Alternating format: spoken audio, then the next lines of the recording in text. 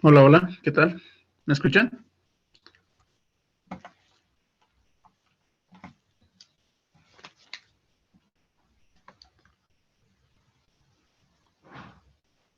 Hola, hola, hola.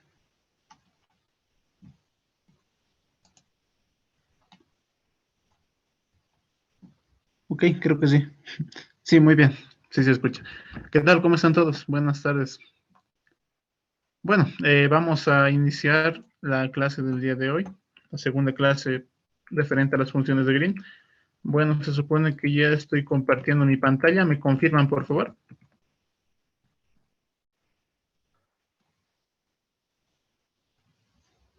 Ok, gracias. Muy bien, entonces, ¿cómo están todos? Vamos a empezar entonces con la clase de hoy. Bueno, hoy día vamos a hacer un repaso a lo que es el álgebra lineal. Vamos a repasar algunas cuestiones que van a ser muy importantes, algunos conceptos como son espacios vectoriales, productos internos y demás. A ver, un momento, por favor. Ahora sí.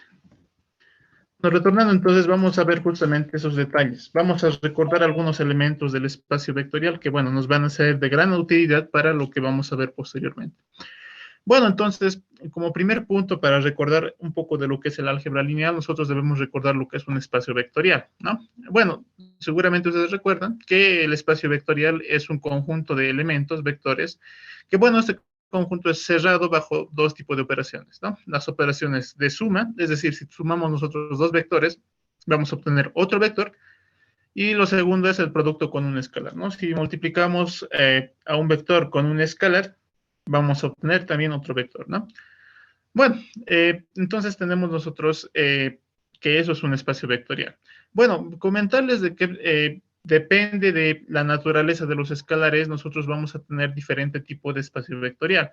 Si, por ejemplo, tenemos escalares complejos, vamos a llamar a este un espacio vectorial complejo. Y bueno, si los escalares son reales, vamos a llamar a estos un espacio vectorial real. Muy bien. En nuestro caso vamos a ver generalmente complejos, a menos de que yo indique lo contrario. Va a haber situaciones en las que tenemos que ver campos completamente escalares, pero bueno, les voy a hacer conocer de acuerdo a cómo vayamos viendo el avance. Bueno, debemos recordar un poco de lo que son los vectores. Recordemos entonces que en álgebra lineal podíamos representar a los vectores de ese tipo, ¿no? Mediante vectores columna n por 1, ¿no? En este caso, en un espacio de vectorial de n dimensiones, donde, bueno, tenemos n entradas y cada una de esas entradas puede ser un valor real o en este caso, como lo vamos a definir, van a ser valores complejos. Muy bien. Bueno, cuando nosotros tenemos entonces que un vector va a tener n entradas, vamos a indicar de que este vector pertenece a una n tupla de C, es decir, de una cantidad de n valores complejos. Eso es lo que indica esta expresión, ¿no? Bueno, por otro lado, vamos a denominar a alfa y beta también como complejos. Y bueno, aquí es donde vamos a dar la característica principal del espacio vectorial, ¿no? Si nosotros tenemos la suma de dos vectores o tenemos el producto de un escalar por un vector, ¿no?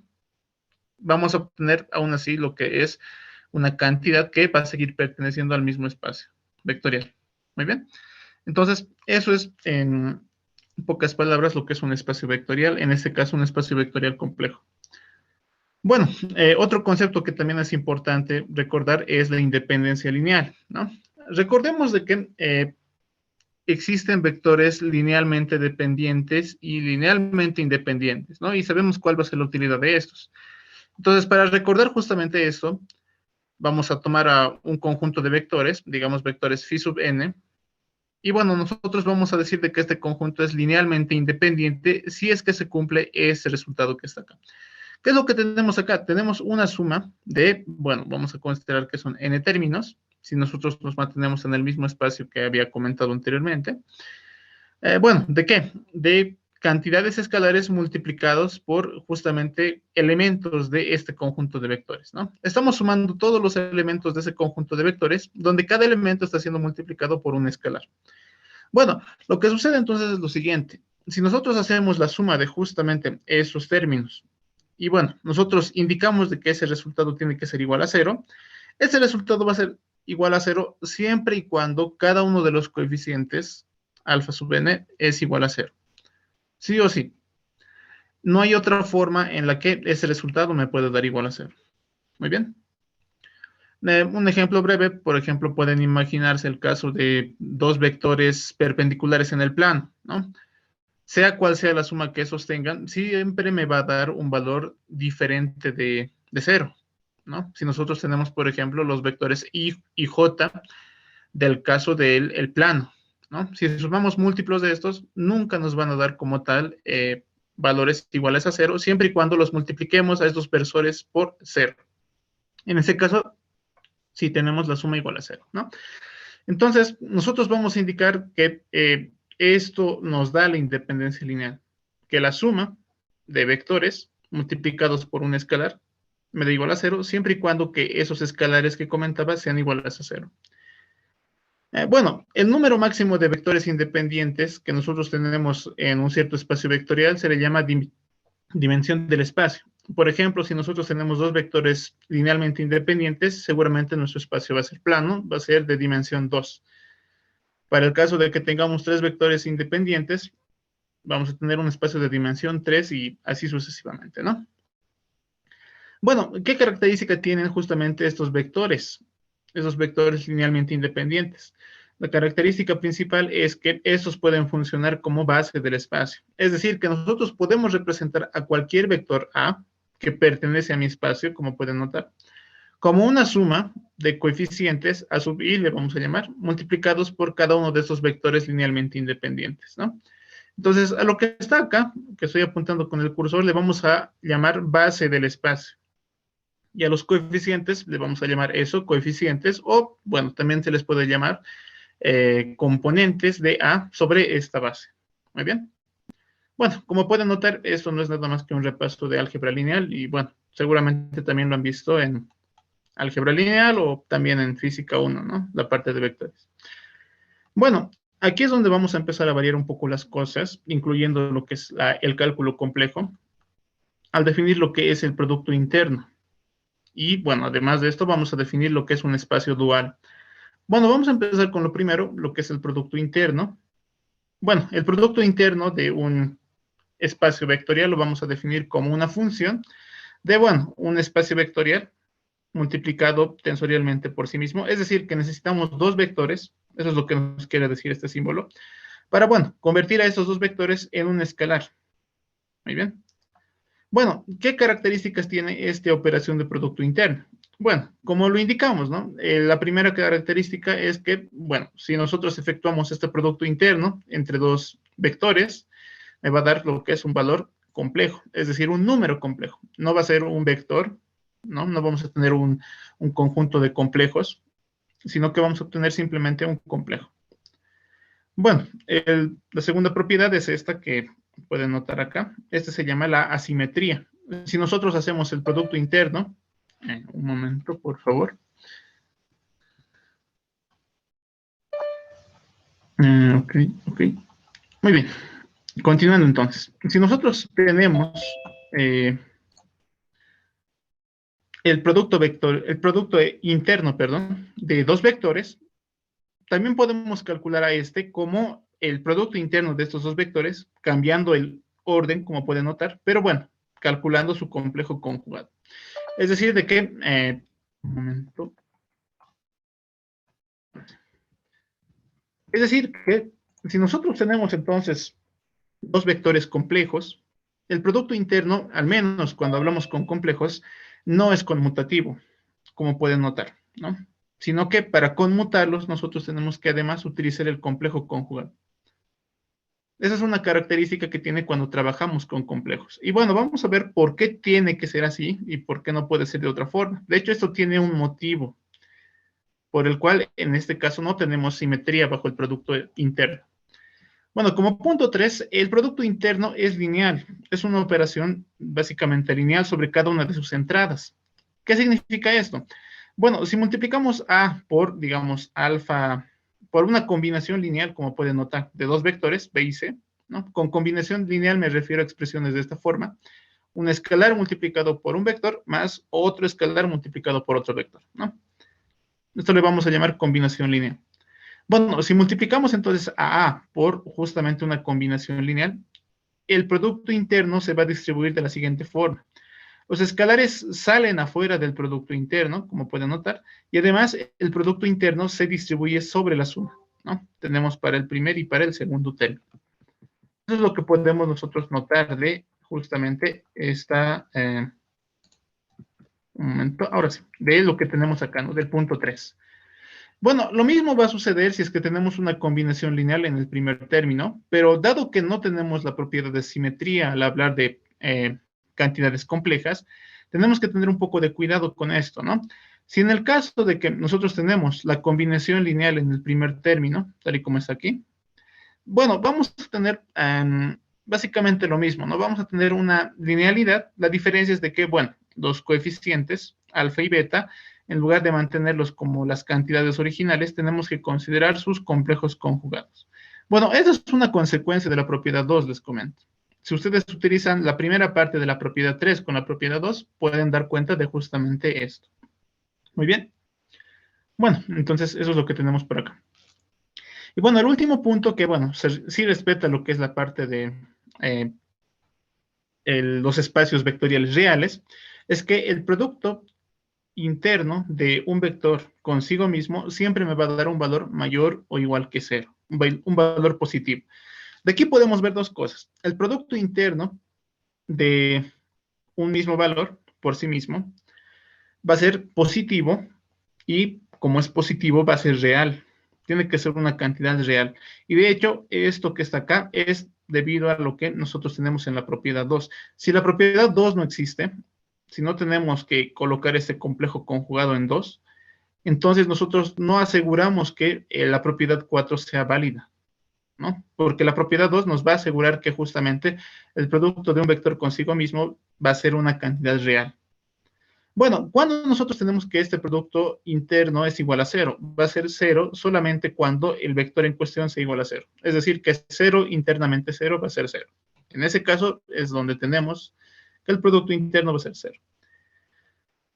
Bueno, entonces esas propiedades son las del producto interno. Ahora, es importante aclarar que esas propiedades que acabo de mostrar no solamente son aplicables al espacio vectorial de Cn, ¿no? De n valores de complejos, de una lista de n complejos, ¿no?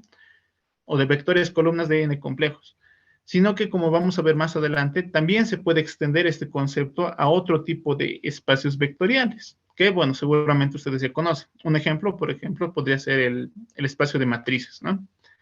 Bueno, eso entonces en cuestión. Muy bien. Bueno, ¿tendrían alguna pregunta hasta acá?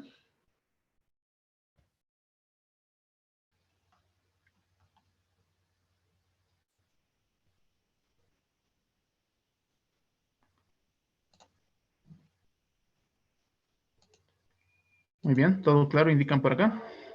Espero que para el resto también. Si tienen alguna pregunta, no duden en preguntar, chicos. Muy bien, entonces continuemos. Vamos a ver lo siguiente.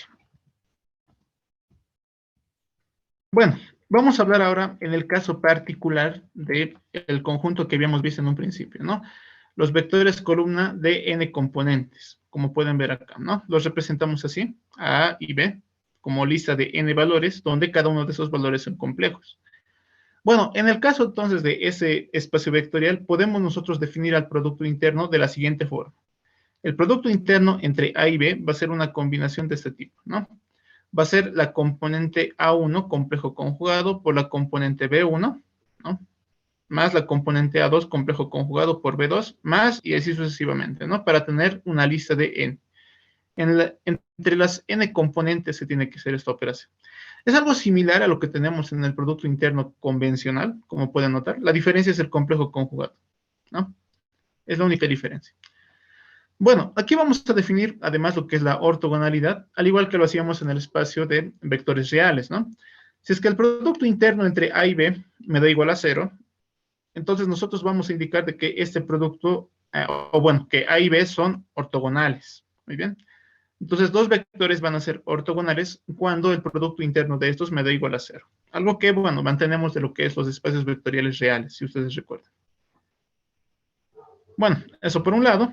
Ahora vamos a definir además lo que es norma de un producto interno mediante esa operación. La norma nos va a dar algo así como el tamaño de un vector, ¿no? O ustedes tal vez lo recuerden como módulo.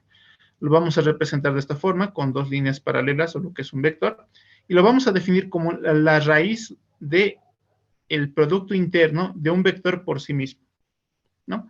Algo que igual, ¿no? Es similar a lo que tenemos en los espacios vectoriales reales.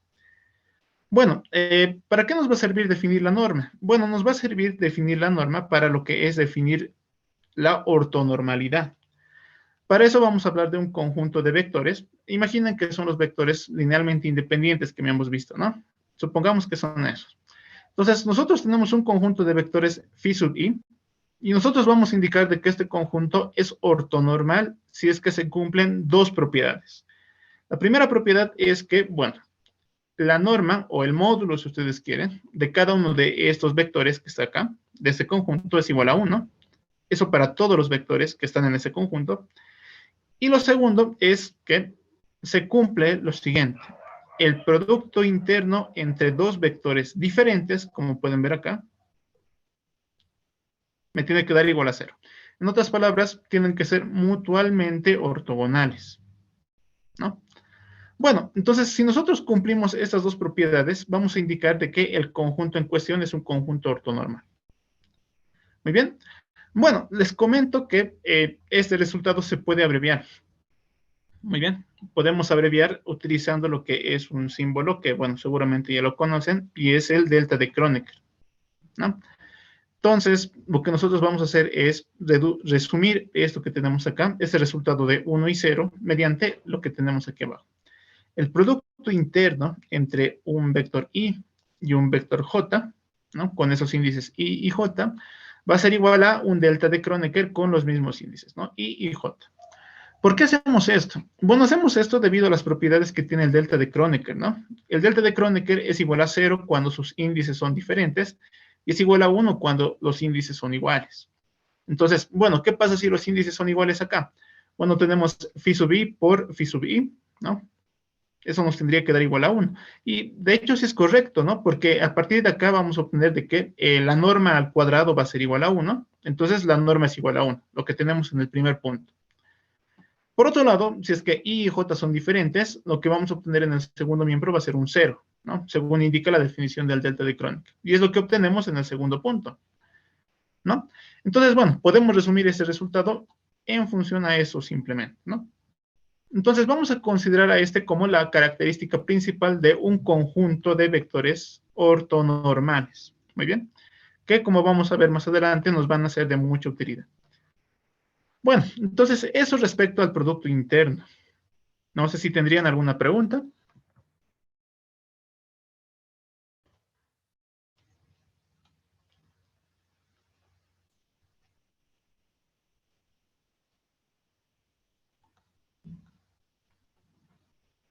¿No hay preguntas?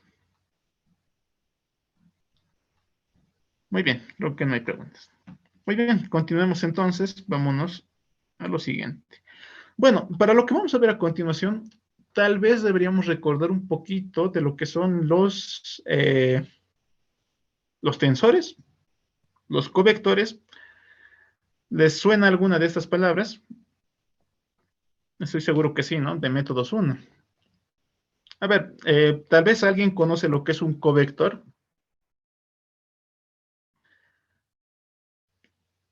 ¿Alguien recuerda? Pueden escribir por el chat o pueden activar sus micrófonos.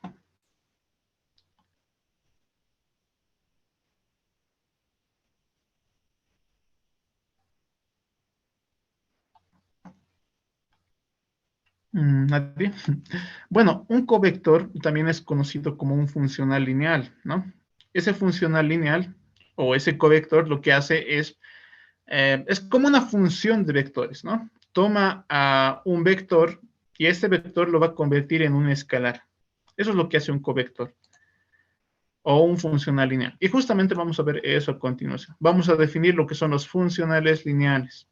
Esos funcionales lineales, como les comento, son funciones que, bueno, toman de entrada a un vector y me dan como resultado un escalar, que, bueno, en este caso va a ser un escalar complejo, ¿no?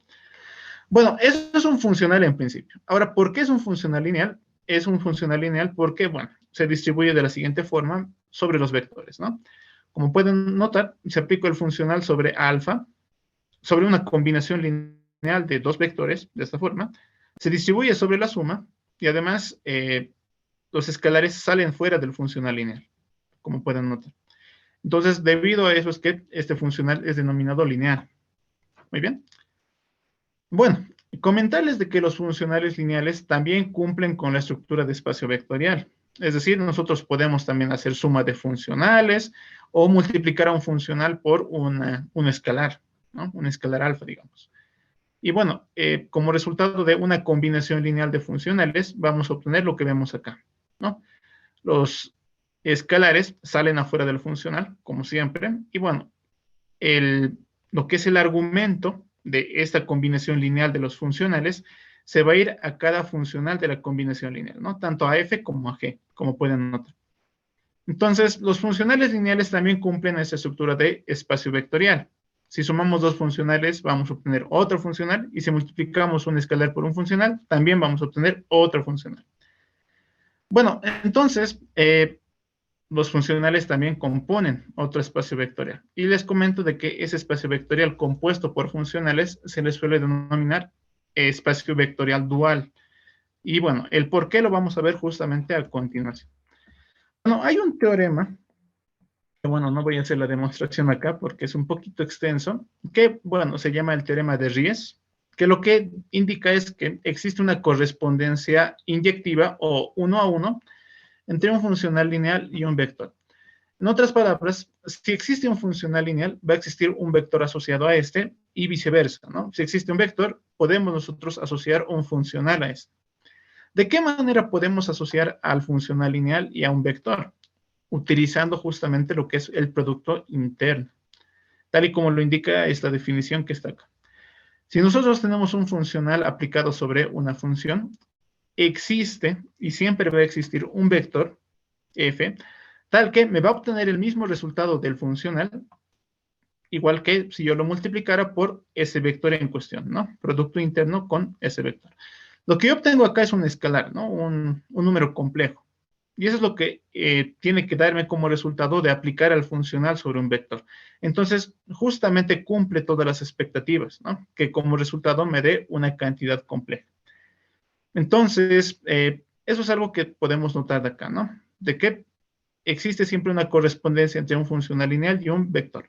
En el caso de los vectores columna, como vamos a ver más adelante, esta correspondencia es bastante sencilla y se va a reducir a una correspondencia entre vectores columna y vectores fila. Pero bueno, vamos a ver eso un poco más adelante.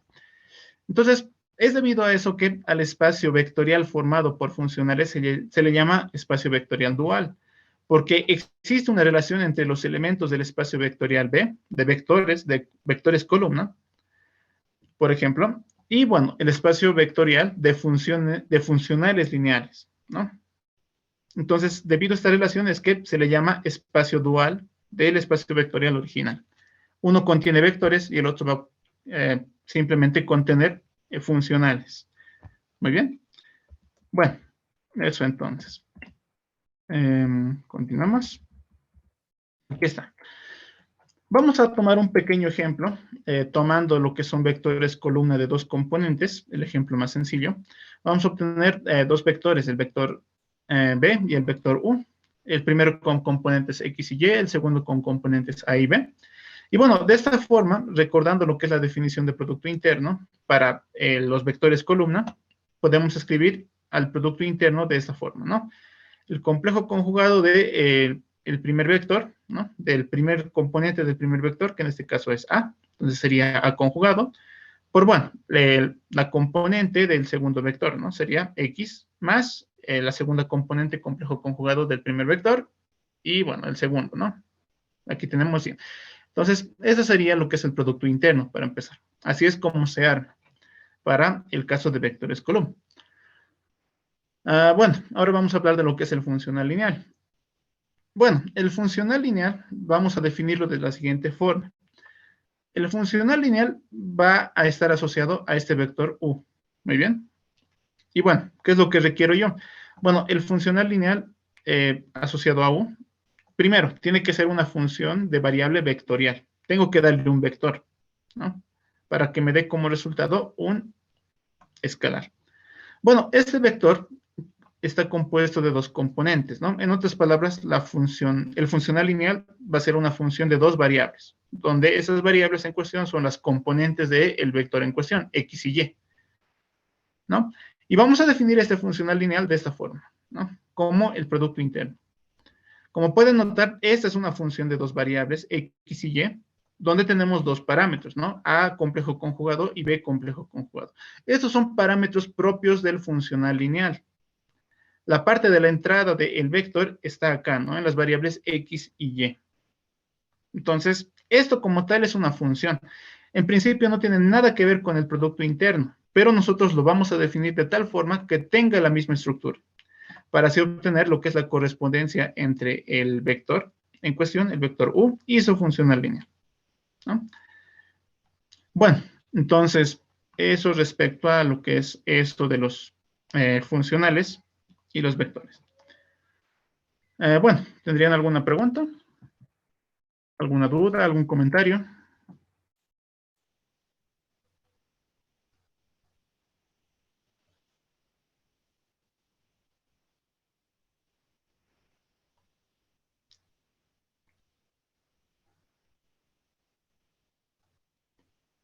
¿No hay preguntas?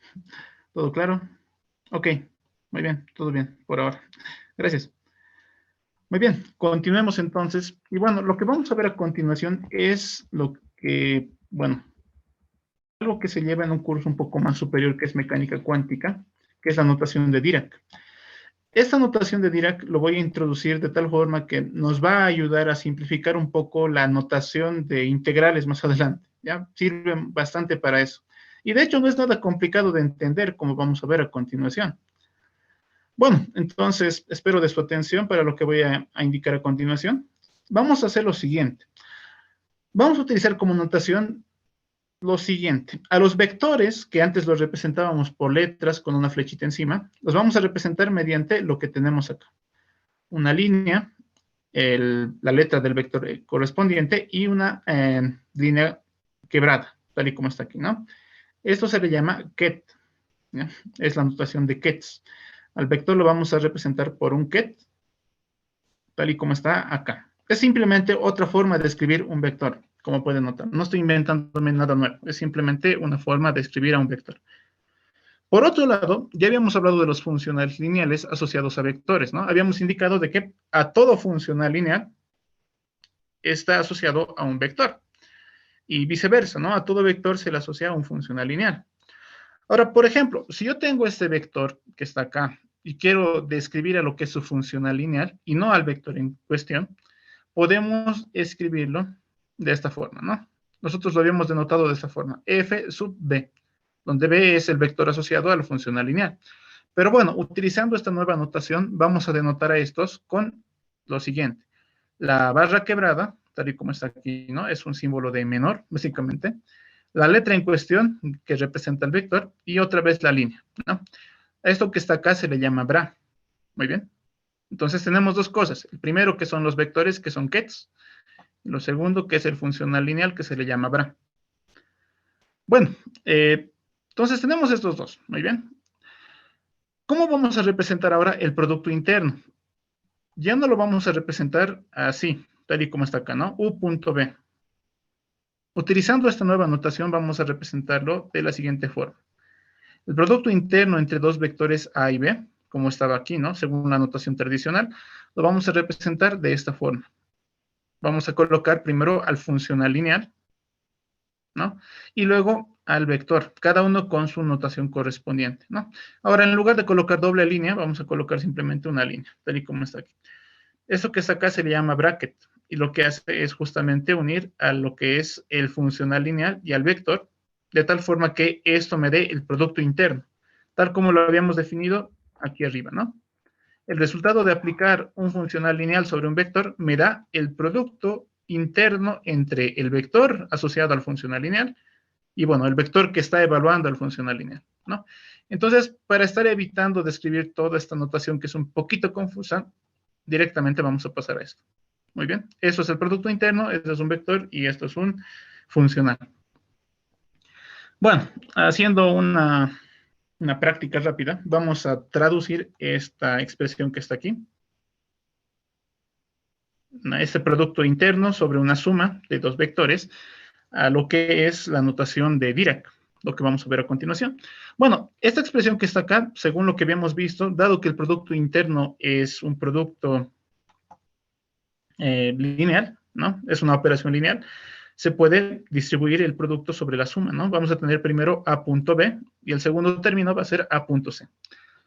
Utilizando la notación de Dirac, ¿cómo representamos esto? Vamos a representarlo de la siguiente forma. Aquí tenemos el producto interno de A con algo, ¿no? Pero nosotros sabemos de que este vector, este producto interno de A con algo está asociado a un funcional lineal. En otras palabras, tengo que asociar esto a lo que es esto, ¿no? El BRA, el funcional lineal asociado a A.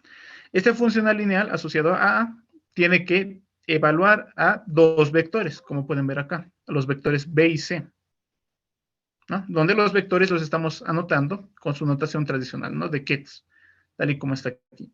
Entonces, bueno, lo que tenemos en el segundo miembro lo podríamos representar de la siguiente forma, ¿no? El producto interno de A con B, A interno con B, notación bracket, y el segundo término lo mismo, ¿no? A y C, tal y como pueden ver. Entonces, esto sería la traducción en notación bracket de lo que tenemos en el primer término. Como pueden ver, es un poco más sencillo, ¿no? Porque así, por ejemplo, ya no tengo que estar preocupándome de que este A que está acá está relacionado a un funcional lineal, sino que directamente digo, esta cantidad A, dado que es el primer término del producto interno, lo vamos a escribir directamente como un BRA, ¿no? De esta forma. Y ya no tengo que preocuparme por el funcional lineal y etcétera, ¿no? Bueno, entonces esa es una ventaja que nos da, al menos por el momento. Más adelante vamos a ver más ventajas que nos va a dar esta notación ya en el siguiente capítulo. Bueno, ¿tendrían alguna pregunta hasta acá? ¿O sobre esta notación? Toda consulta es bienvenida.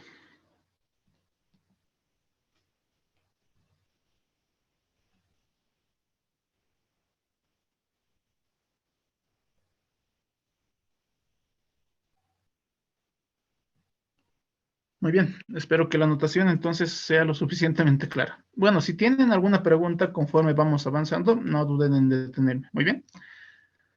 Bueno, continuemos entonces. Y bueno, vamos a pasar ahora de hablar ya de funcionales lineales y vectores, ¿no? A lo que son los operadores lineales. O bueno, algunos también los conocen como matrices en el contexto de los vectores columna, ¿no? Bueno, nosotros en general lo vamos a conocer a un operador lineal, a un operador que, bueno, va a actuar sobre un espacio vectorial, digamos el espacio de vectores columna, y como resultado me va a dar, en este caso, otro vector columna. Muy bien. Bueno, dado que es un operador lineal, igual, ¿no? Tiene que cumplir la propiedad de linealidad. En otras palabras, si yo le doy a este operador lineal, que lo vamos a denotar de esta forma, una letra mayúscula con un sombrerito chino encima, muy bien, esa va a ser la notación que vamos a adoptar para los operadores lineales.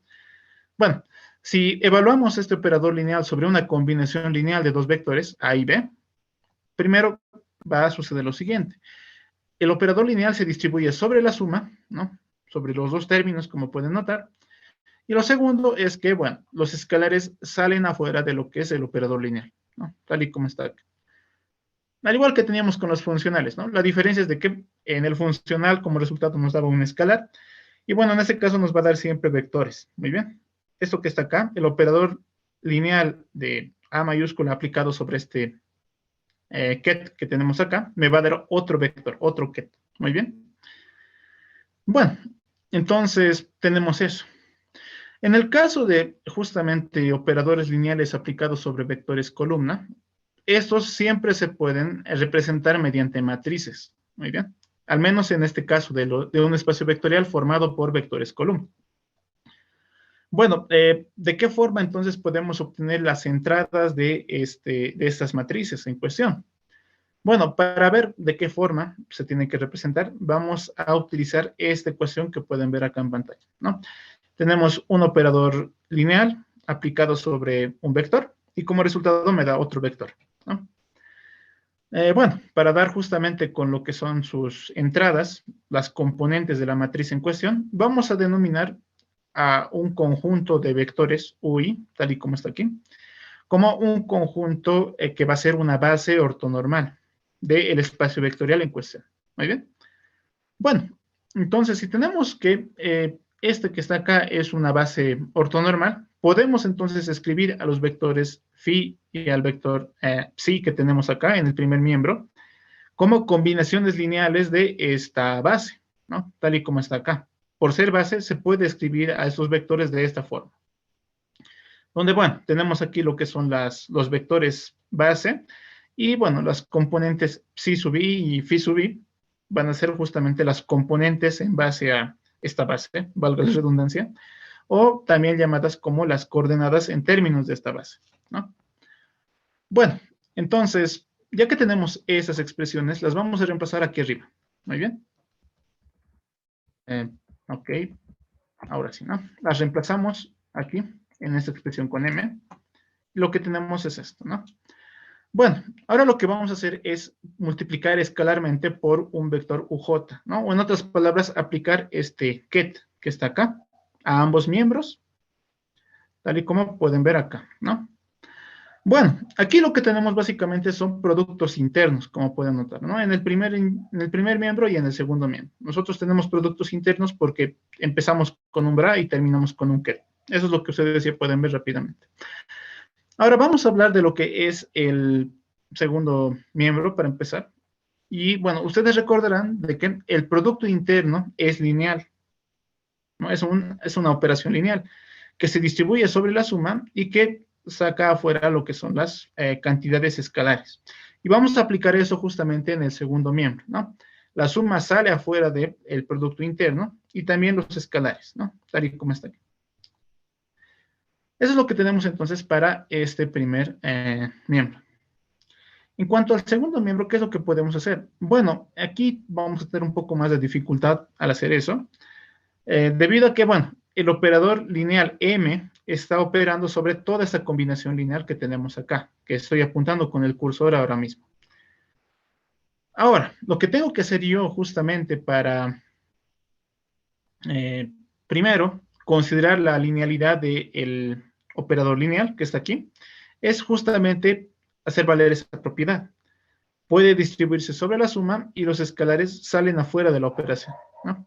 Entonces hacemos eso, sacamos la suma, sacamos al operador, a las cantidades escalares phi sub i, y bueno, el operador m tendría que ser aplicado sobre los vectores u sub i, ¿no? Es lo que tenemos entonces en el primer miembro. Y bueno, vamos a hacer lo mismo ahora que hicimos acá en el segundo miembro, pero ahora con este ket uj, ¿no? Recordando que el producto interno es un producto lineal, es una operación lineal, ¿no? Entonces también sale la suma y también sale lo que es la cantidad phi sub i, ¿no? Por ser un escalar. Y bueno, nos quedamos entonces con este resultado que, bueno, estoy apuntando ahora con el cursor. Bueno, antes de irme a esto, creo que me he saltado un paso. Vengamos acá, donde estoy apuntando con el cursor. Ustedes notan acá que tenemos un producto interno entre UI y UJ, ¿no? Entre los productos, entre los vectores UI y UJ, ¿no? Ahora, recordemos que por definición habíamos dicho de que esta base es una base ortonormal. ¿Qué implicaba esto? Implicaba lo siguiente, si me permiten retornar rápidamente. Una base ortonormal cumple que el producto interno entre dos vectores I y J me da justamente un delta de Kronecker con esas entradas, ¿no? I y J. Entonces, vamos a reemplazar eso acá, ¿no? Este producto interno me da un delta de Kronecker. Bueno, vamos a evaluar ese delta de Kronecker sobre esta suma y vamos a reconocer una propiedad que va a ser muy importante para lo que vamos a ver más adelante. Bueno, esta suma, vamos a analizar esta suma, muy bien. Esta suma sobre el índice I de phi sub i por un delta de Kronecker con entradas J y en este caso. Bueno, lo que tenemos nosotros es lo siguiente. Vamos a desarrollar esta suma sobre el índice I, muy bien. Entonces desarrollamos, por ejemplo, tenemos para el índice 0, tenemos índice 1, 2, 3, sucesivamente, ¿no? hasta llegar a un valor j. Supongamos que llegamos aquí al valor j. Entonces tenemos phi sub j, un delta j y j, más seguramente otros términos adicionales. Y bueno, el último término, al tratarse de vectores columna de n componentes, va a ser phi sub n por un delta de Kronecker jn. Muy bien. El desarrollo de la suma sería de esa forma. Ahora hay un detalle, y es que los deltas de Kronecker, recordando la definición, solamente son diferentes a cero cuando sus dos índices son iguales. Cuando no son iguales, los deltas son cero, ¿no? Entonces aquí tenemos J0, por ejemplo, los dos no son iguales, J es distinto de cero, entonces este término es de cero. Aquí tenemos J1, son diferentes, entonces igual es de cero. Todos los términos es en cero, excepto el término que tenga la componente J, ¿no? Vamos a tener un delta JJ, ese va a ser igual a 1, porque sus índices son iguales, ¿no? Entonces, ese se va a volver 1, y bueno, vamos a tener aquí phi sub j por 1, que va a ser phi sub j simplemente. El resto de términos es en cero. Entonces, el resultado de esta suma me va a dar siempre phi sub j. Muy bien. Entonces, recuerden siempre este resultado que tenemos acá. Muy bien. Si nosotros sumamos el producto de una cantidad por un delta de Kronecker, el resultado va a ser la cantidad en cuestión con el índice igual al otro índice diferente al de la suma del delta de Kronecker, ¿no? En este caso, el índice J es independiente del índice de la sumatoria que tenemos acá. Entonces, aquí tenemos que reemplazar ese índice en cuestión, ¿no? Vamos a tener phi sub J. Muy bien. Bueno, seguramente ustedes ya lo han visto esto en métodos 3, ¿no? Pero la diferencia es que aquí no estamos utilizando la notación de índices de Einstein. Por eso es que es importante remarcar esto, para no evitar confusiones. Muy bien, entonces, eso. Ahora vamos a colocar esto acá arriba, ¿no? Aquí. Y bueno, además de eso, vamos a definir lo que es MJI, ¿no? La entrada JI de este operador lineal, de esta forma. Es el producto interno entre el operador M aplicado a U sub I, multiplicado internamente con U sub J, ¿no? De esta forma, entonces, a esto le vamos a denominar componentes de la matriz en esta base, en la base UI. Muy bien. ¿Y por qué le llamamos componentes? Le llamamos componentes porque si nosotros reemplazamos a esto, aquí arriba, obtenemos esta relación que está acá, que bueno, es la relación tradicional que se conoce para las componentes de vectores y una matriz, ¿no? Igual seguramente esto les recuerda a lo que es el producto de un tensor con un vector, ¿no? En el caso de métodos 1. Es bastante similar la notación. Y bueno, eso entonces respecto a las componentes de esta matriz y las componentes del vector, del operador lineal en cuestión, ¿no? Bueno, eso entonces. Bueno, no sé si tienen alguna pregunta.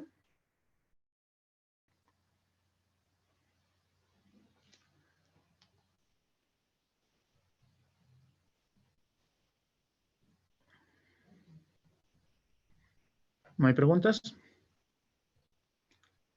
Muy bien, entonces, bueno, lo que vamos a ver a continuación son el operador adjunto y el operador autoadjunto.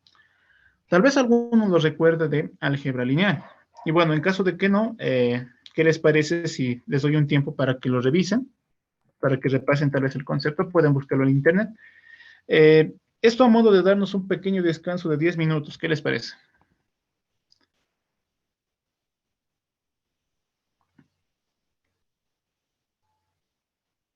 ¿Les parece bien? Ok, muy bien, creo que sí están de acuerdo. Muy bien, entonces démonos un pequeño descanso de unos 10 minutos. Vamos a volver a las 7:07. Muy bien. Y bueno, ahí continuamos con lo que es el operador adjunto. Pueden ir revisando sus apuntes de álgebra lineal por mientras. Bueno, volvemos en unos minutos entonces.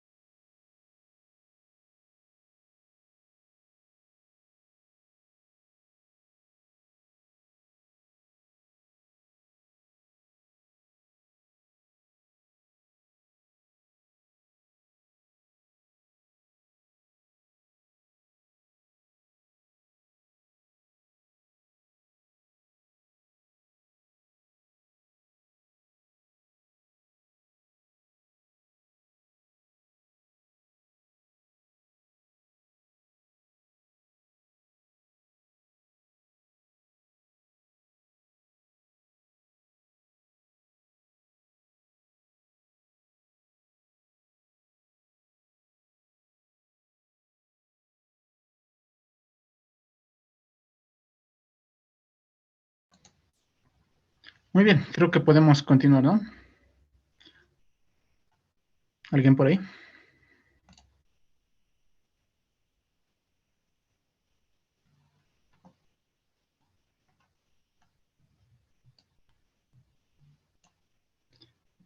Hola, hola, ¿se me escucha? Ok, muy bien, gracias. Bueno, ¿qué tal? ¿Cómo están? ¿Han logrado averiguar algo sobre los operadores adjunto y autoadjunto? O matrices, ¿no? En el contexto de vectores columna. ¿Qué dicen? Tal vez alguien puede comentar algo al respecto.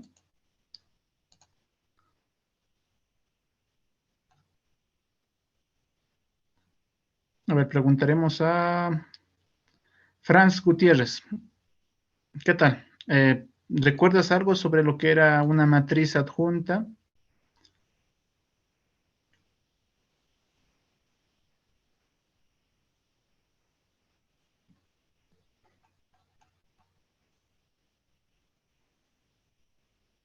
No hay respuesta. Ok. Ah, Pedro, tal vez tú recuerdas lo que era una matriz adjunta. Creo que era una matriz transpuesta o iba más o menos. Mm, sí, va por ahí, sí, justamente va por ahí. Muy bien. Bueno, vamos a ver entonces lo que es de un poco más, de manera un poco más formal a lo que es un operador. Un momentito, creo que alguien quiere unirse. Bueno, entonces, como les comentaba, vamos a ver de manera un poco más formal a lo que es el operador adjunto y luego vamos a definir lo que es un operador autoadjunto. Muy bien. Empezamos con lo que es el operador adjunto y para eso, bueno, permítanme retornar un momento a lo que es la notación clásica de producto interno. Y bueno, nos vamos a preguntar sobre la relación entre este producto interno y este otro que está acá, ¿no? ¿Cuál es la diferencia entre esos dos? Bueno, la diferencia entre estos dos es que el operador lineal, el operador A, en este primer caso, está siendo aplicado a al primer término, ¿no? Del producto interno. Mientras que ese segundo está siendo aplicado al segundo término, ¿no? El primero aplicado a U y el segundo aplicado a B. La pregunta es, ¿existirá una relación entre estos dos? Bueno, entonces con ese Denis, objetivo vamos a... creo que eh, has dejado de compartir la pantalla. No se perdón, ve, creo. gracias. ¿Qué tal ahora? Ahora sí. Ok, gracias, gracias.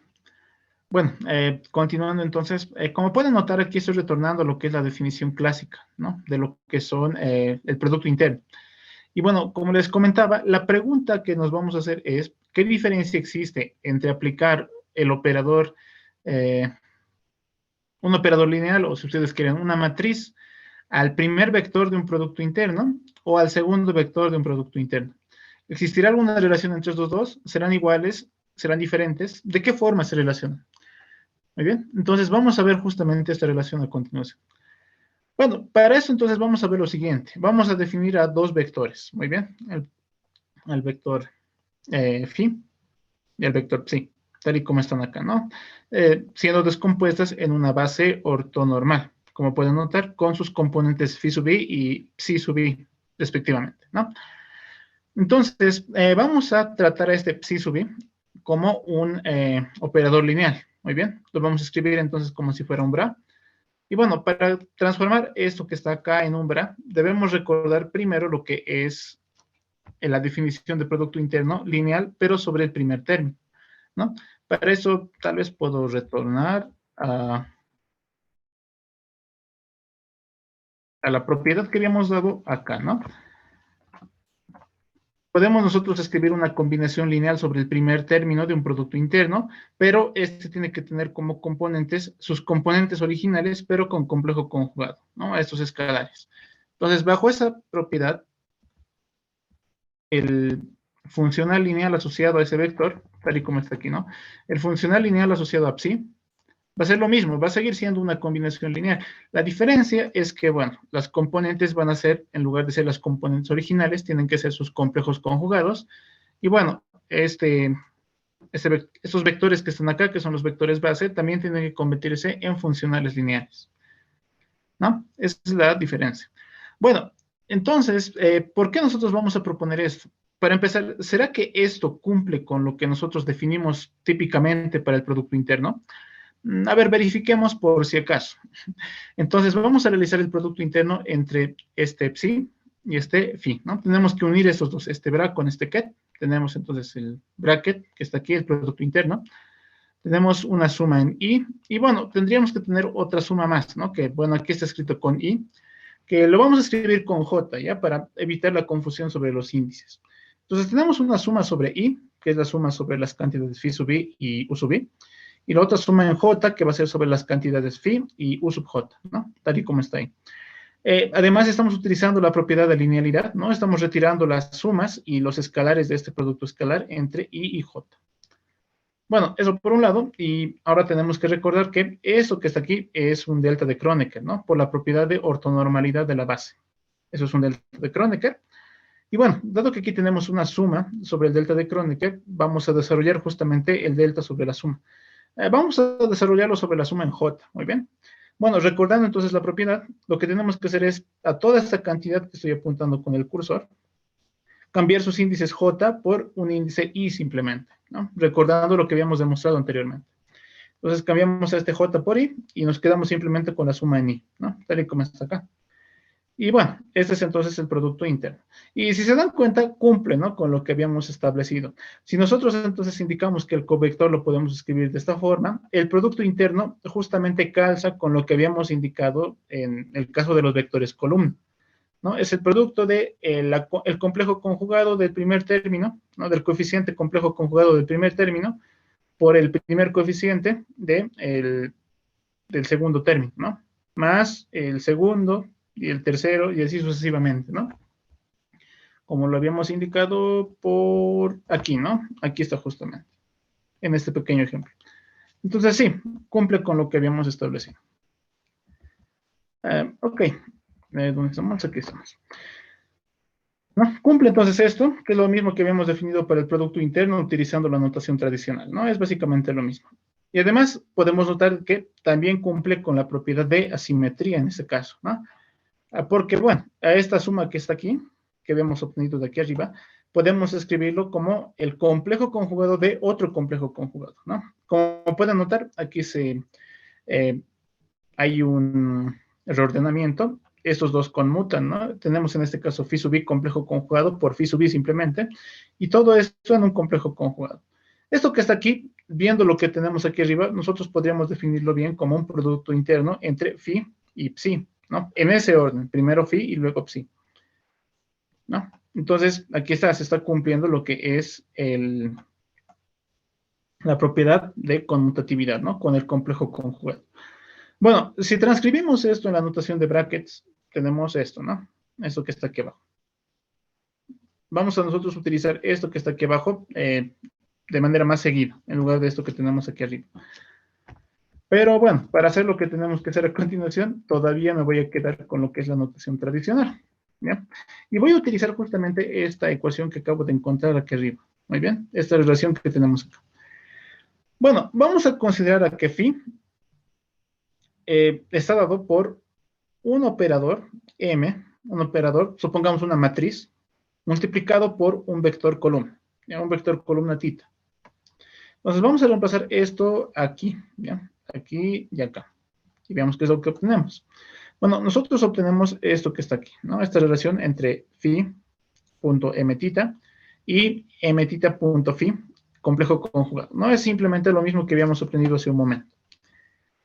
Pero, ¿qué les parece si en lugar de escribirlo así, lo escribimos en componentes? Y así vemos de qué forma cambian las componentes de M al alterar el orden del producto interno. Que como pueden notar aquí ya está el orden cambiado, ¿no?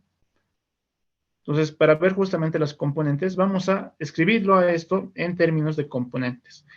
En particular, este producto interno que tenemos aquí, entre phi y m tita, podemos describirlo de esta forma, ¿no? Una suma de las componentes de phi sub i, complejo conjugado, por las componentes del segundo vector, ¿no? Que es m tita. Las componentes i de m tita. Toda esta cantidad, no solamente m o solamente tita. Tiene que ser todo esto. Y bueno, lo mismo en el segundo miembro, ¿no? En este caso el orden va a ser al revés. el complejo conjugado de m tita, componente i, por phi sub i. Ahora, ¿cómo hallamos los componentes de este vector m tita? Bueno, m tita, que es básicamente el producto de una matriz con un vector columna, podemos obtenerlo de lo que habíamos escrito aquí arriba, ¿no? Eso es la componente phi sub j, ¿no? ¿Y phi sub j qué era? En particular, ¿qué era phi? Phi, recordemos que era el vector que daba como resultado la operación de m con psi, que está aquí, ¿no? En otras palabras, esto que está aquí como phi sub j, esto que está aquí, perdón, como phi sub j, es esto que está acá. Es la componente j del producto de la matriz con el vector en cuestión, ¿no? Entonces, podemos reemplazar nosotros esto que está aquí abajo. Y es lo que vamos a hacer justamente ahora. Nos reemplazamos en lugar de m tita i, que está acá y acá, como lo que habíamos descrito, ¿no? Las componentes m y j por tita sub i. Y aquí lo mismo, ¿no? M y j, en este caso complejo conjugado, por tita sub j, ¿no? Estamos utilizando el índice j para no repetir índices, ¿no? Aquí hay un pequeño error, eso tendría que ser j, ¿no? Bueno, un pequeño error.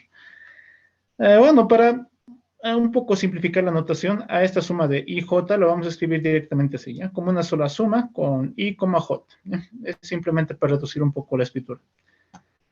Bueno, entonces podemos escribir esto que tenemos aquí arriba como esto que está aquí abajo y lo mismo que tenemos esto por acá, ¿no? Bueno, tenemos eso entonces. Bueno, ¿qué podemos notar acá? Lo que podemos notar en el segundo miembro es algo similar de cierta forma a lo que tenemos como definición de el producto de un vector con una matriz por un vector, ¿no? Que es esto que tenemos aquí. Esto que estoy señalando con el cursor es lo mismo que tenemos aquí abajo, ¿no? Es básicamente lo mismo, el resultado es el mismo.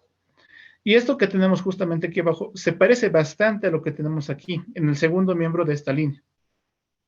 Solo que hay una pequeña diferencia. No sé si alguien lo nota. ¿Cuál es la diferencia entre esto que está aquí abajo y esto que tenemos aquí arriba? En términos de los índices me refiero. ¿Alguien lo nota?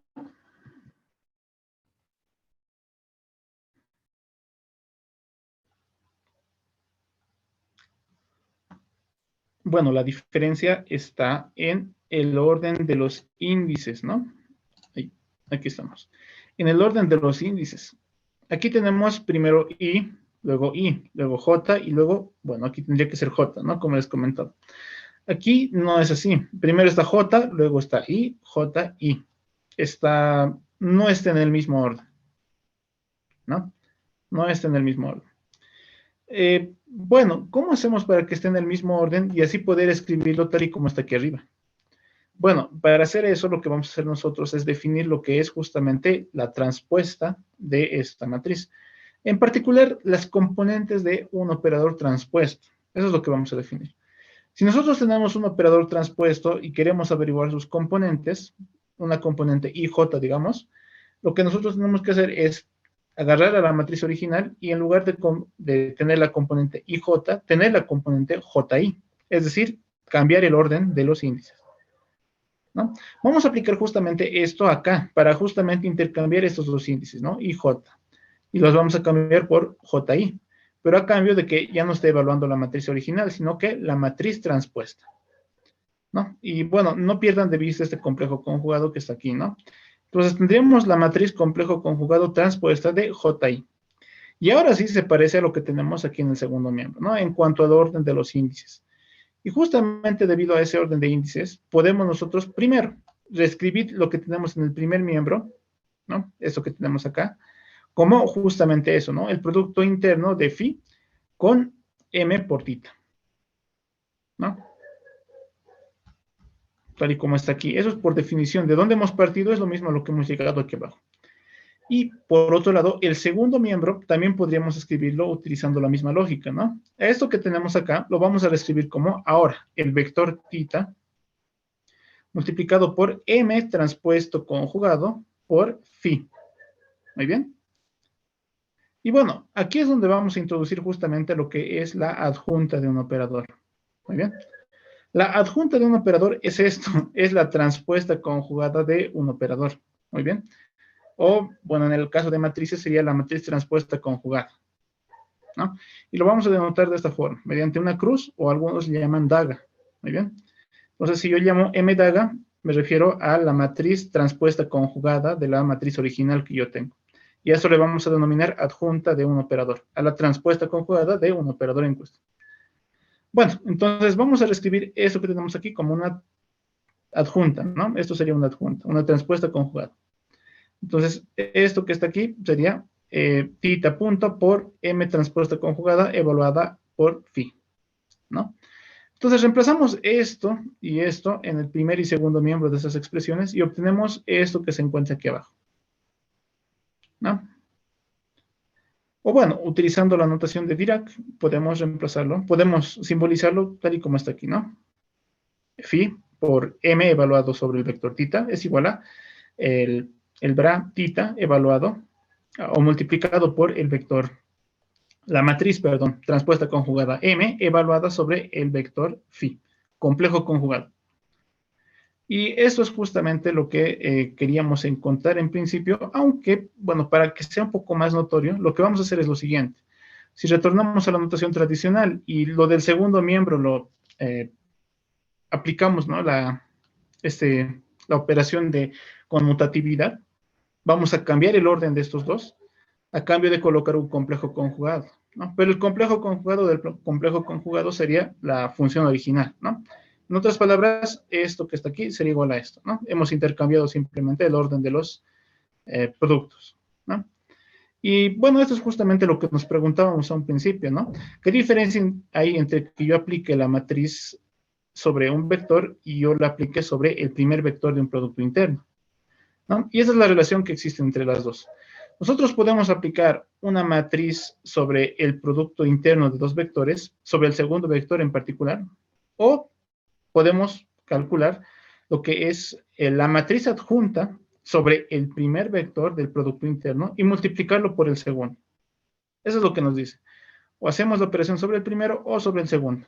Si hacemos sobre el segundo, tenemos que utilizar la matriz original, y si hacemos sobre el primero, tenemos que utilizar su adjunta. Muy bien.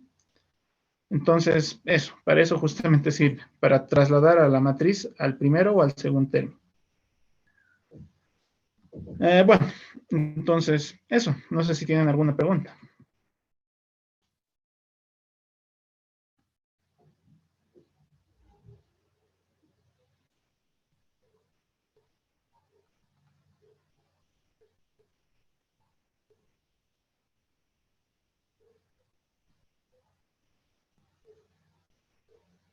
¿Alguna pregunta? ¿Todo claro?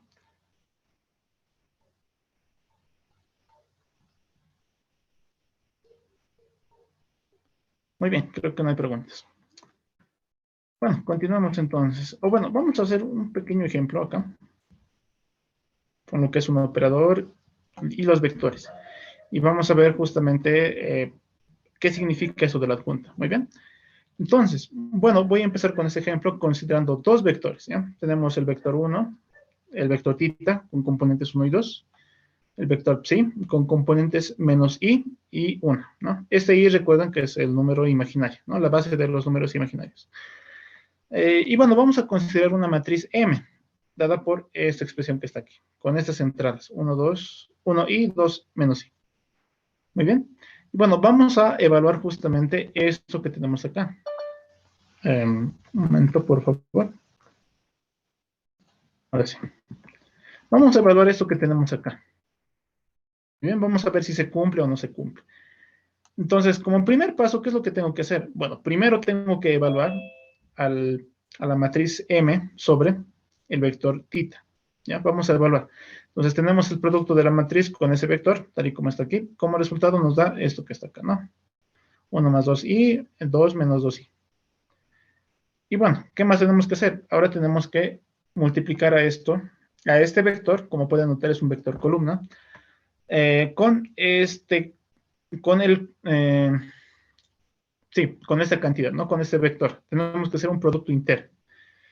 ¿Cómo hacemos el producto interno? Les recuerdo que lo que hacemos es que el producto interno de este vector m tita con psi es multiplicar la primera componente, ¿no? El complejo conjugado de la primera componente del primer vector con la primera componente del segundo vector. En este caso, el vector m tita, ¿no? 1 más 2i. Y lo mismo para el segundo término, ¿no? Sería la compleja conjugado del segundo término del primer vector, en este caso 1, complejo conjugado, por el, bueno, segundo término del segundo vector, ¿no? 2 menos 2i. Bueno, hay que hacer el producto, ¿no? Este que está aquí, menos i, como está con complejo conjugado, cambiaría a i. Y bueno, este 1 al ser real se queda como, tenemos esto. Bueno, aquí hay que desarrollar el producto de i con esos términos. Bueno, eso se los dejo a ustedes, no es nada complicado. Y como resultado, obtenemos esto, ¿no? El producto interno entre psi y m tita es igual a menos i. Muy bien. Eso por un lado. Hemos obtenido el resultado del primer miembro. Verifiquemos el segundo miembro, pero ahora utilizando lo que es la transpuesta conjugada, la adjunta. A ver. Entonces, primero vamos a calcular la transpuesta conjugada. ¿Cómo se calcula la transpuesta conjugada? Bueno, primero hacemos la transpuesta y luego hacemos el complejo conjugado de sus componentes, ¿no? En la transpuesta, bueno, la diagonal principal mantiene su orden y tenemos que permutar estos dos, ¿no? Este que está aquí arriba baja abajo y el 2 sube arriba. Tal y como está acá, ¿no? Y bueno, tenemos que hacer el complejo conjugado, ¿no? Este i que está aquí, que está yendo abajo, va a cambiar a signo menos, y este otro i que está con signo menos va a cambiar a signo más. Entonces, esa es la transpuesta conjugada, o la adjunta de la matriz M en cuestión. Bueno, ahora a esta matriz M la tengo que evaluar sobre el vector psi, ¿no? A ver, evaluamos, tal y como está aquí, multiplicamos a la matriz con el vector, aquí está el resultado, y bueno, a este vector tengo que multiplicarlo internamente con psi, perdón, con tita, ¿no? Eso es lo que tengo que hacer. Bueno, entonces utilizamos la receta que ya les he mostrado, los complejos conjugados del primer vector por las componentes del segundo, y bueno, realizamos las operaciones y nos da como resultado i, ¿no? Que como pueden notar, esto que está aquí, su complejo conjugado de i va a ser menos i. Y justamente es lo que obtenemos aquí arriba, ¿no? De esta forma, entonces, verificamos esto que está acá. Esto que está por aquí, ¿no? Lo que es la conmutatividad y además verificamos la utilidad del transpuesto conjugado, que podemos cambiar a operar sobre tita o podemos cambiar a operar sobre psi, ¿no? Eso entonces es la utilidad de la adjunta de una matriz o de un operador en cuestión, ¿no? Bueno, eso entonces. No sé si tienen alguna pregunta hasta acá.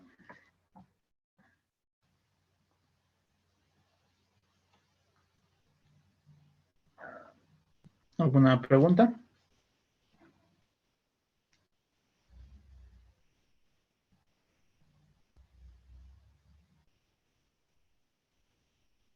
Ok, creo que no hay preguntas. Muy bien. Continuamos entonces. Ahora, ¿cómo definimos la autoadjunta? Bueno, un operador va a ser autoadjunto cuando ese operador sea igual a su complejo conjugado, o sea igual a su adjunto. Por eso se llama autoadjunto. Muy bien. Si un operador es igual a su adjunto, vamos a denominar ese un operador autoadjunto.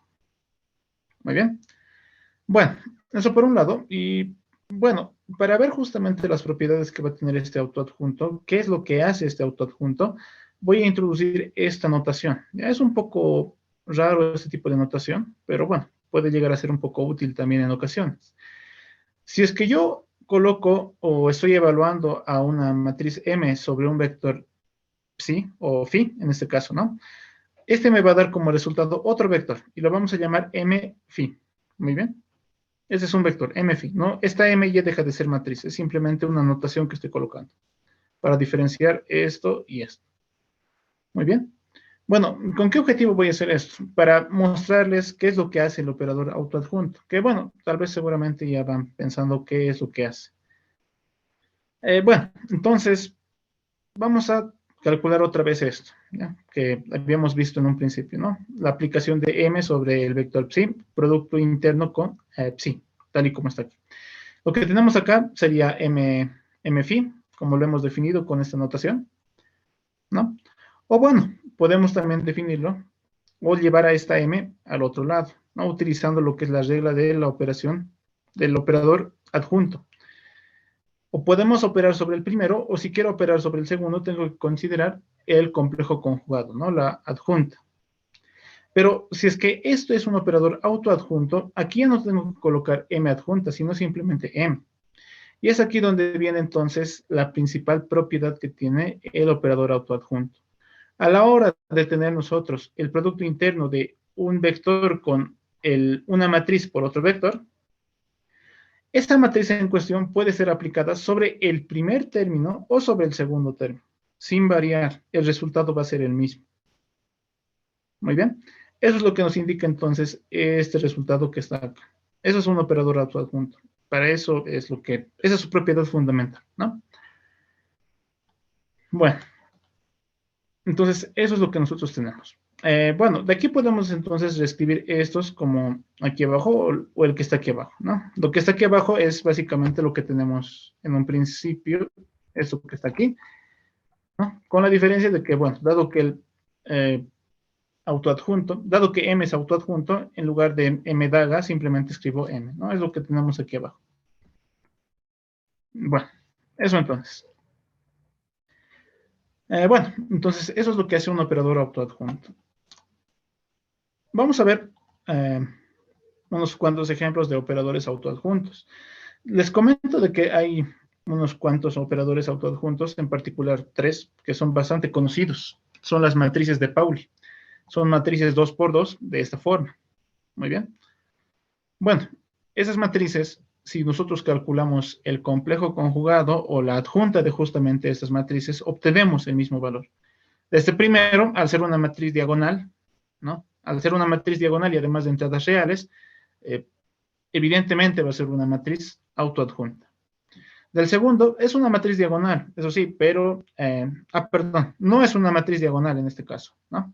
Porque tenemos, como pueden notar, dos términos diferentes. No es simétrico respecto a la diagonal. Pero si nosotros calculamos su transpuesta y luego hacemos el complejo conjugado, retornamos a la misma matriz, ¿no? Al calcular el transpuesto, menos i baja, el i sube, y al hacer el complejo conjugado, el i que está arriba cambia su signo a menos i, y este menos i cambia a i simplemente. Y bueno, como pueden notar, se mantiene, ¿no? Es el mismo. Y para z lo mismo, ¿no? Tiene entradas reales, es una matriz diagonal, entonces, sí, cumple con la misma propiedad, como pueden notar. Igual es una matriz autoadjunta. Bueno, eso entonces. Bueno, hay una propiedad que tienen también estas matrices en cuestión, las matrices autoadjuntas, para verificar que justamente son autoadjuntas, y es mediante lo que sigue. Si nosotros tenemos un vector cualquiera, o de hecho cualquier vector que se nos ocurra, en un espacio vectorial, y A es un operador adjunto, autoadjunto, perdón, se va a cumplir esto. Si nosotros aplicamos el operador A sobre un vector y hacemos el producto interno con ese vector, vamos a obtener lo mismo como si fuera su complejo conjugado. En otras palabras, esta cantidad es una cantidad real. Siempre va a ser real. Muy bien. Bueno, eso para empezar. Y bueno, comentarles también de que un operador autoadjunto también se le suele denominar operador hermitiano. ¿Ya? Tiene esos dos nombres. Nosotros le vamos a denominar a partir de ahora hermitiano, ¿ya? Porque, bueno, es más fácil de recordar. Entonces, un operador hermitiano es un operador autoadjunto. Bueno, no sé si tienen alguna pregunta sobre eso de los autoadjuntos o hermitianos.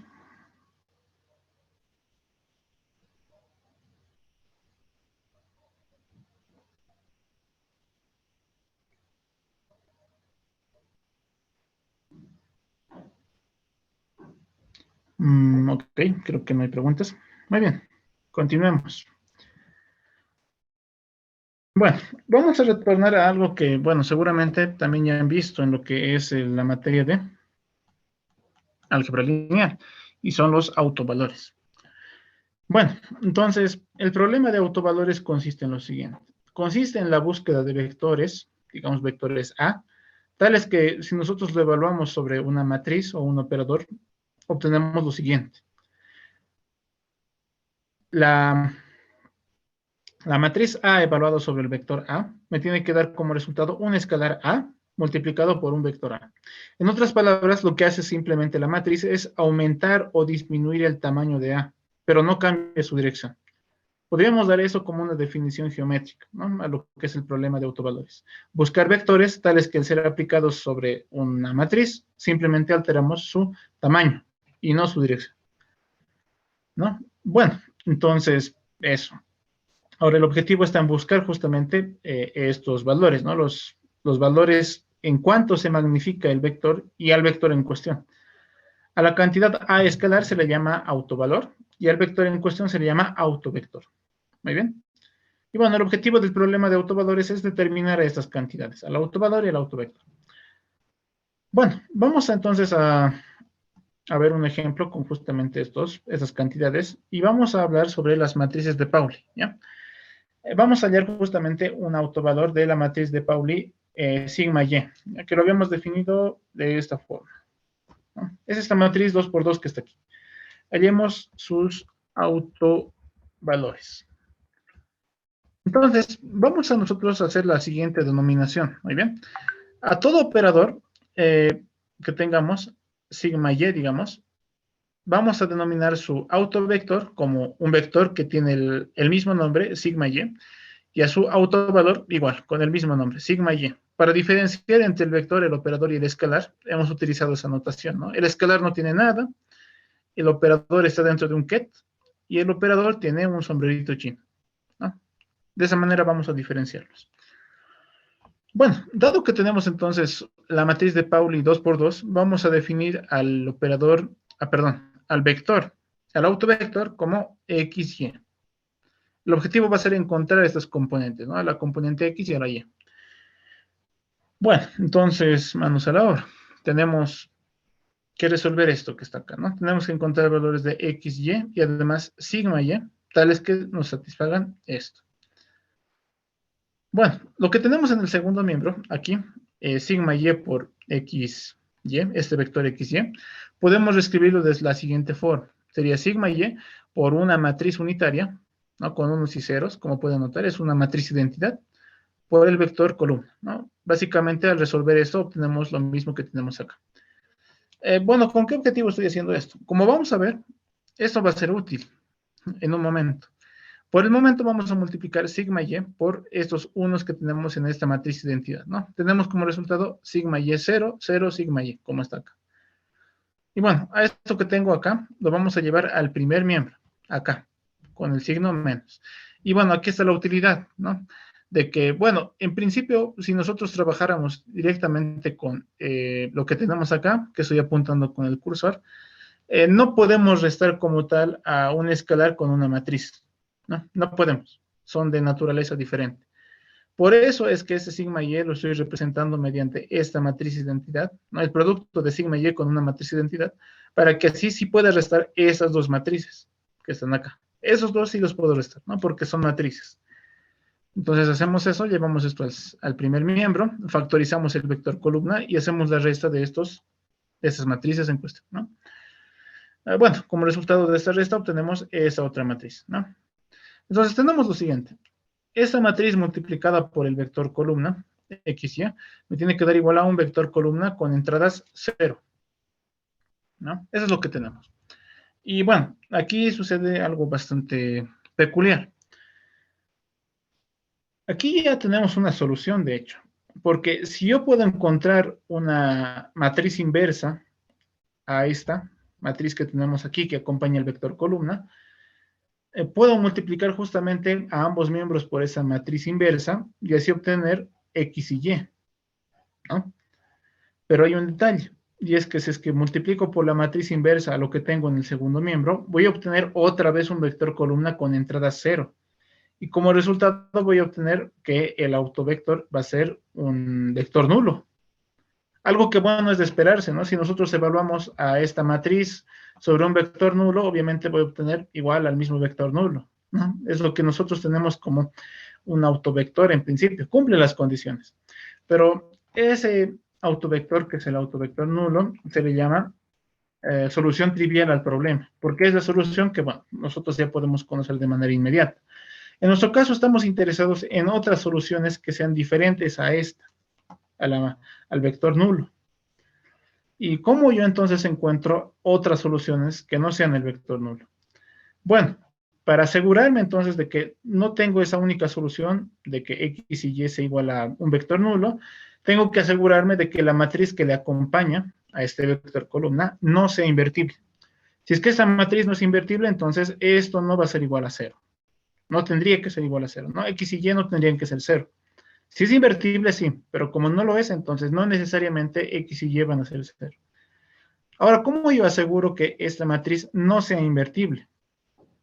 Bueno, para que no sea invertible, si ustedes recuerdan de álgebra lineal, para que una matriz no sea invertible, tengo que tener que el determinante de esa matriz sea igual a cero, ¿no?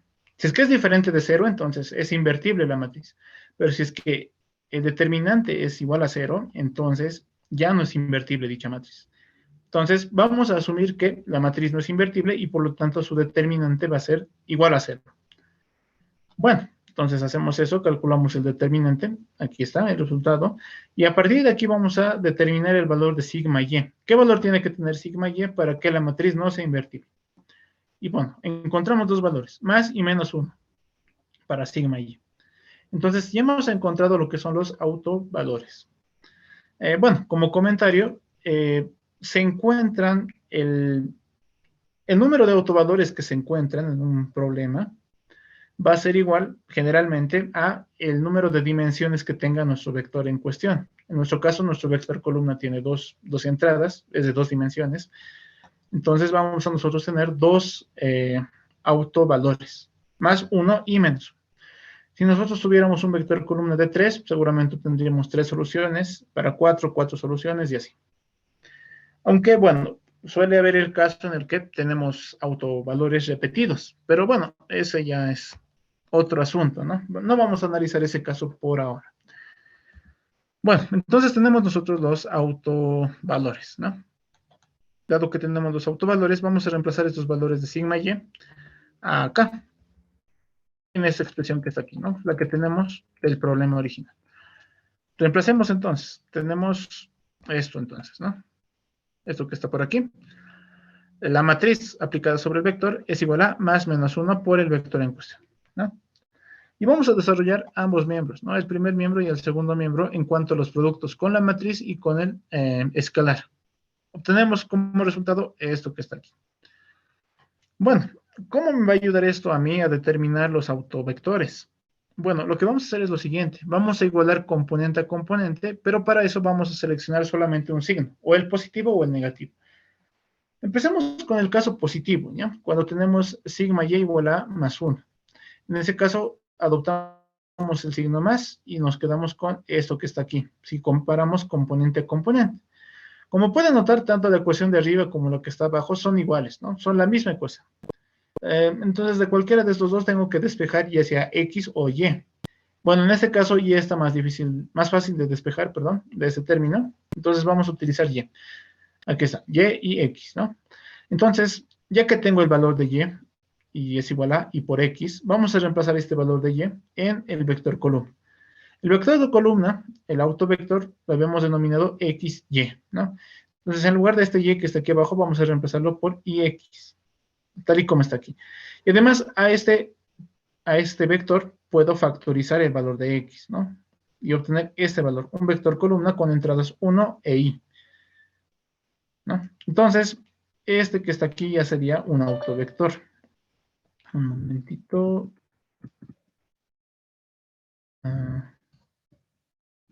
Bueno, continuando entonces. Eso que está aquí ya sería un autovector, ¿no? El autovector sería 1y, y está multiplicado por una cantidad X. Pero esta cantidad X, en principio, puede ser arbitraria. Eso es lo bueno. ¿Por qué?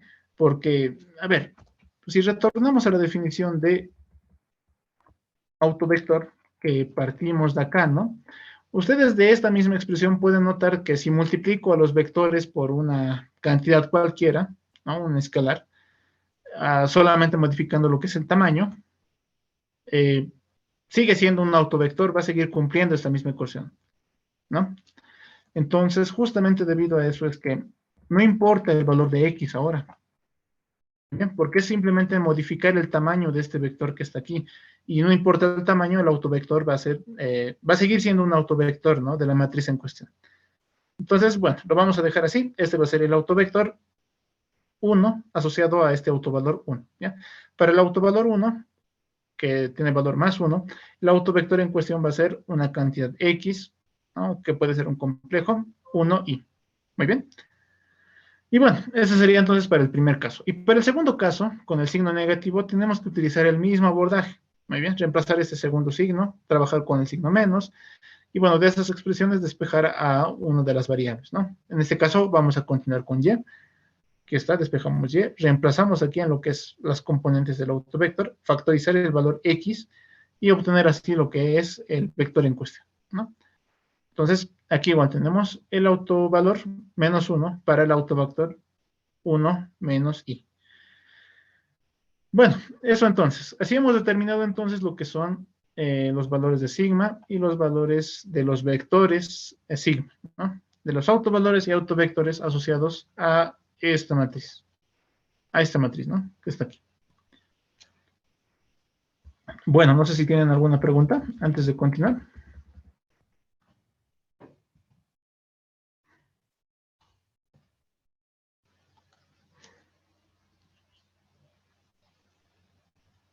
¿Alguna pregunta, alguna duda?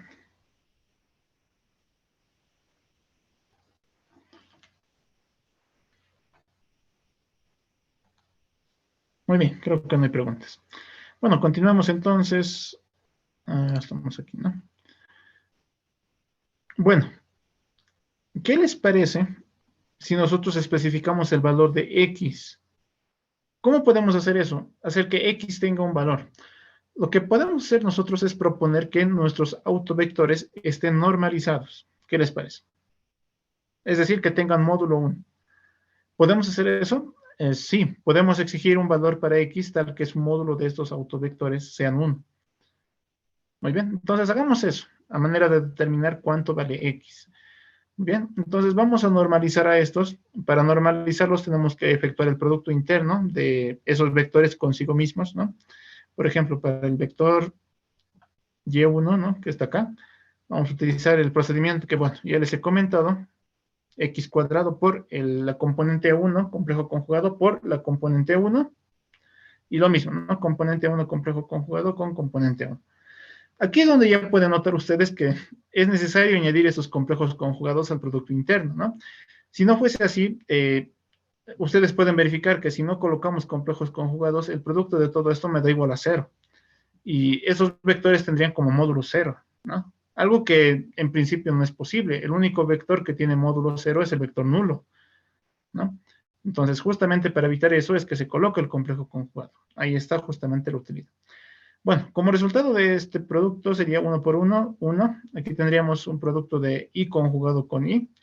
I conjugado sería menos i, multiplicado por i sería 1, ¿no? Más 1. 1 más 1 sería 2, y tenemos aquí 2x cuadrado. Ahora, dado que esto tiene que ser normalizado, el módulo de esto, o el resultado de este producto interno, tiene que ser igual a 1 necesariamente.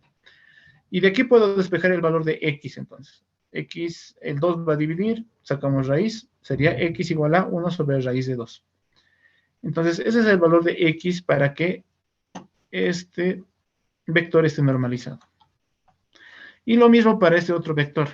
¿Ya? Se hace el mismo procedimiento y de hecho se obtiene el mismo factor de normalización, 1 sobre raíz de 2. Muy bien, entonces reemplazamos estos dos x arriba y abajo y bueno, así obtenemos nuestros autovectores normalizados. Como pueden notar, aquí ya no dependen de un valor de x, ¿no? Sino que estos ya son vectores completamente definidos, con sus componentes definidas, ¿no? Bueno, entonces estos son los autovectores correspondientes a este problema, los autovectores normalizados. Bueno, hay algo que sucede con estos autovectores y es lo que vamos a ver a continuación. ¿Qué les parece si hacemos el producto interno del primer autovector con el segundo autovector? A ver, hacemos entonces, bueno, aquí está el procedimiento en cuestión, utilizando los complejos conjugados, y, bueno, obtenemos esto sorprendentemente. El producto interno entre estos dos es igual a 0. En otras palabras, el producto interno entre un autovector y otro autovector es igual a 0. En otras palabras, esos dos autovectores son ortogonales. ¿Qué les parece? Y como comentario, y de hecho lo vamos a demostrar ahora mismo, cuando nosotros tenemos un conjunto de autovectores que tengan diferente autovalor, esos autovectores van a ser ortogonales. Sí o sí van a ser ortogonales. Muy bien. Y es una propiedad que vamos a utilizar muy frecuentemente al hacer funciones de Green o al utilizar funciones en el siguiente capítulo. Pero bueno, eso es lo que tenemos entonces por ahora, este resultado. Bueno, no sé si tienen alguna pregunta sobre el ejercicio. ¿Qué dicen? ¿Un comentario?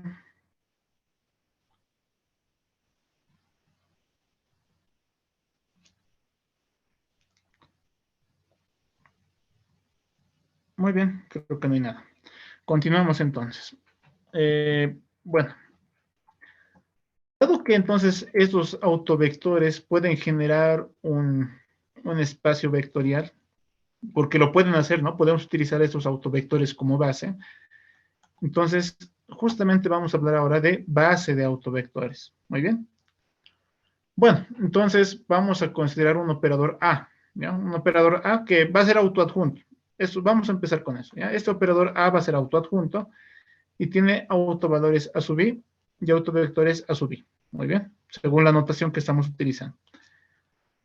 Entonces, esos autovectores van a ser ortogonales, esos que están aquí, esos autovectores van a ser ortogonales siempre y cuando todos los autovalores sean distintos.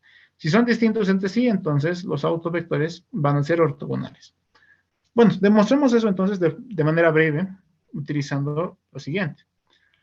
Bueno, dado que ahí y esos vectores ahí son tanto autovalores como autovectores, se cumple la siguiente relación. Si aplicamos A sobre AI, me da un escalar AI por el vector AI, ¿no? Y lo mismo para AJ, ¿no? El operador A aplicado sobre AJ me da el autovalor AJ por el vector AJ. Vamos a asumir de que AJ es diferente de AI. Muy bien, son diferentes autovalores. Bueno, como A es hermitiano, recordemos que la propiedad que tenían los operadores hermitianos eran esto, que estoy colocando aquí con el cursor, ¿no? Habíamos demostrado esto hace un momento. Bueno, tenemos eso entonces, pero dado que AJ y AI son autovalores, podemos, son autovectores, podemos reemplazar a estos como un escalar AJ por AJ en el primer miembro y en el segundo por un escalar AI por un vector AI. Dado que estos son escalares, pueden salir afuera de ese producto interno, ¿no? Por la propiedad de linealidad que tienen estos. Y bueno, al salir este que está en el segundo miembro, tiene que salir como complejo conjugado, ¿no? Al estar aquí. Complejo conjugado, entonces. Bueno, tenemos eso entonces, y bueno, utilizando la propiedad de conmutación del producto interno, vamos a conmutar estos, quitando lo que es el complejo conjugado, ¿no? Va a ser ahí con AJ simplemente. Y a esto que tenemos aquí lo vamos a llevar al primer miembro, ¿no? Llevamos el primer miembro y vamos a factorizar el producto interno. Y aquí nos quedamos con ahí menos AJ, complejo conjugado, ¿no? Eso tiene que dar igual a 0, ¿no? Entonces, hay dos opciones. O esto primero es igual a 0, o esto segundo es igual a 0, ¿no? Vamos a demostrar de que lo primero no puede ser igual a 0. Este primer factor de AJ menos AI complejo conjugado. ¿Cómo lo vamos a demostrar? Bueno, primero vamos a demostrar de que AI y AJ tienen que ser reales. Muy bien. ¿Cómo podemos demostrar esto? Bueno, igual los vamos a demostrar considerando la propiedad de operador hermitiano o operador autoadjunto, pero ahora aplicado sobre el mismo vector, ¿no? Ahí y ahí. Utilizando entonces esta ecuación que está aquí, y bueno, otra vez utilizando la propiedad de autovectores, cambiamos a este A con ahí, con un escalar ahí, ¿no? Tal y como está aquí, y lo mismo que está acá. Simplificamos estos productos internos y aquí obtenemos esto, ¿no? El autovalor ahí va a ser igual al autovalor ahí complejo conjugado. O en otras palabras, ahí es una cantidad real. Ahí, perdón. Es una cantidad real, ¿no? Entonces, como esto es real, ese complejo conjugado que está aquí lo puedo cambiar simplemente por ahí. ¿no? Entonces tenemos esta resta, AJ menos AI por este producto interno igual a 0. Pero recordemos de que en un principio habíamos dicho de que esos dos autovalores son diferentes. Ahí es diferente de AJ.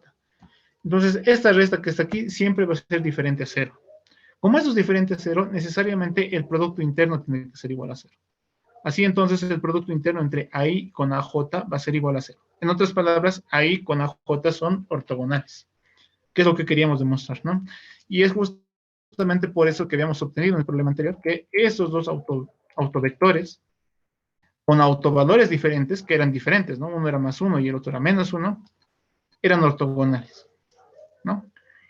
Entonces, eso es algo muy interesante que tienen los operadores autoadjuntos. Si nosotros tenemos un operador autoadjunto y obtenemos sus autovectores, esos autovectores van a ser ortogonales siempre y cuando los autovalores sean diferentes. Bueno, obtenemos eso entonces. Y bueno, de esta manera entonces podemos considerar a estos vectores, a esos autovectores de un operador cualquiera, como una base de un espacio vectorial, ¿no? Porque son ortogonales y pueden funcionar como base para un espacio vectorial. Muy bien. Bueno, eso entonces. No sé si tienen alguna pregunta.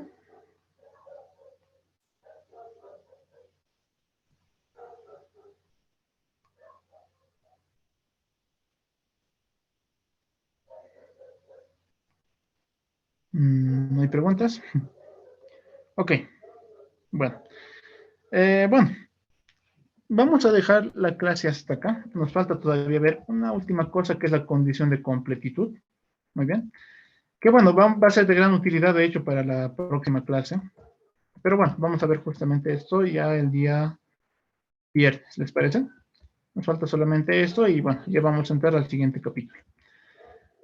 Bueno, lo dejaríamos hasta acá entonces y bueno, vamos a continuar el día viernes siguiente. Voy a enviar justamente los apuntes al Drive, la grabación también se la va a subir al Drive y también al canal de YouTube. Muy bien. Bueno, ante cualquier pregunta, duda o comentario sobre el curso, estoy atento. Y bueno, espero que el curso o la clase, esta clase haya sido de su agrado. Si no hay preguntas, nos podemos despedir.